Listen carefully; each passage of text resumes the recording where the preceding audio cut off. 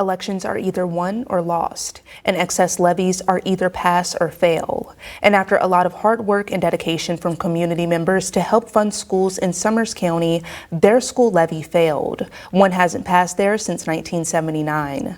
Mike Teeney was at the Summers County Courthouse as the votes were tallied. On election night in Hinton, community members gather at the Summers County Courthouse to hear the election results as they come in from the county's 13 precincts, a quintessential example of life in a small town.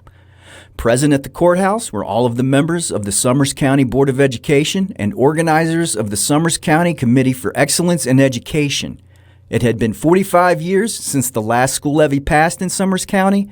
Now, it will be at least 47. Obviously, we're disappointed.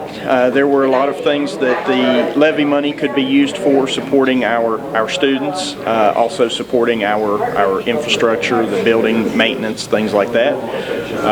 But we'll continue as a county to manage the funds that we do have and make sure that we are putting those funds to the best use for our students and our staff. The levy failed by 324 votes. Shortcomings in the school had been somewhat overcome when federal funds became available to them during the COVID pandemic. Those funds have expired, and the Summers County Committee for Education was formed by concerned community members to help raise awareness of the need and get out the vote to approve the levy. Yet the school board has experienced making do, and now that is what they must do again. Well, we have to be very judicious in how we spend our money. We'll have to look at expenses and determine if they are going to be beneficial for our students and staff.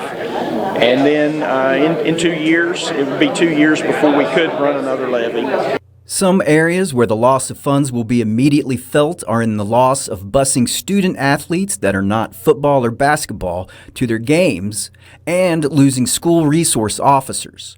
They also had new plans that hinged on getting the levy passed. We also had money in there for after-school tutoring, additional support for our students, and so we'll have to come up with other ways to be able to provide those services. One potential snag the school levy faces is that some residents of Summers County capitalize on the lack of a school levy simply by living close to counties that do support their public schools.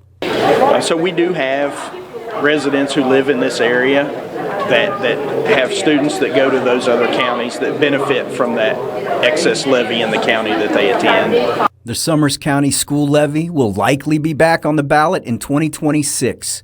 In the meantime, the school board has this message for the kids in Summers County Public Schools. I want our kids to know that even though the levy didn't pass, as a board and as a resident of this county, we still care about them. We still want them to be successful, and we know that they can be successful. We have some obstacles that we'll have to overcome without the funding, but as a board member, I will make sure that we are trying our best to overcome those obstacles and make this a positive learning environment for those students. Reporting from Summers County, this is Mike Teeney, Newswatch 4.